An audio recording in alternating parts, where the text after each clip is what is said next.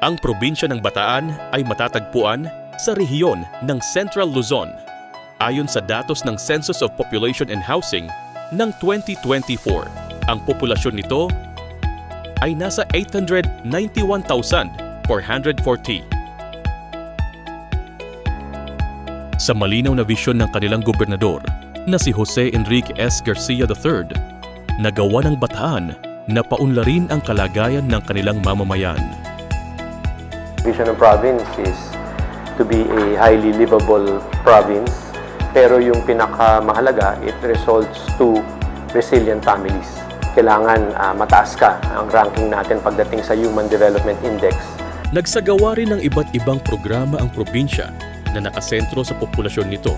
Ito ay pinangunahan ng kanilang Provincial Population Office na binubuo ng mga plantilla staff. Pinangungunahan ni Will Ann Garcia, OIC Population Program Officer, isang PPO Officer III, 14 na population workers at 7 administrative staff. May nakatalaga ring local population officers sa lahat ng syudad at naglaan ng mahigit 24 na milyong noong 2024 para ipatupad ang mga POPDEV programs and services. Nagpapasa kami ng isang ordinance sa Kapitolyo, sa provincial government namin, na bumuo ng team na mag-a-address ng ating rising teenage pregnancy cases.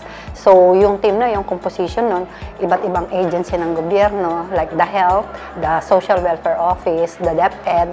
Meron din po tayong NGO. Kaya meron kami mga usapang magulang-anak, inviting yung anak nilang bata na adolescent age, plus yung parents, the mother and the father, to make, parang focus, talks, na ang pinag-uusapan lang talaga is yung gaano ka-responsive yung tatay nila, yung nanay nila sa kanilang needs. Same thing, ano yung problema ni bata, bakit nagkakaroon siya ng mga isolation na, ayaw niya na nakikipagkwentuhan, etc.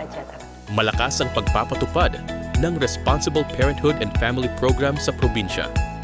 Tumaas ang bilang ng mga kasalukuyang gumagamit ng family planning. Masigasig ang mga population workers na magturo sa mga mag-asawa na maging responsable at planuhin ng mabuti ang kanilang pamilya. Malaking importansya para sa akin bilang magulang yung mga ganitong klaseng seminar.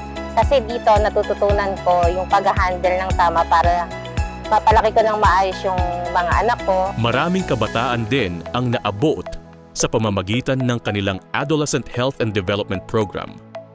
Malaki ang tulong ng mga Teen Information Center tulad ng sa Barangay Bagong Silang para makapagbigay ng impormasyon at ilang serbisyo sa kanilang mga kabataan. Ang pagsasagawa ng mga Adolescent Health and Development Symposia o Reproductive Health Education ay isa rin tinututukan ng lokal na pamahalaan. I believe that this activity or seminar is very important for students because they can have awareness and to be aware of sexual education and to prevent teenage pregnancy. Ang mga interbensyon na ito ay nagbunsod ng pagbaba sa kaso ng maagang pagbubuntis sa probinsya. Sa pagtutulungan ng mga lokal na opisyal, mga organisasyon at iba pang stakeholders na maabot ang isang hangarin, tiyak na makakamit ng probinsya ng Bataan ang inaasam nilang pag-unlad tungo sa isang planado, matatag at maginhawang pamilyang Pilipino para sa lahat.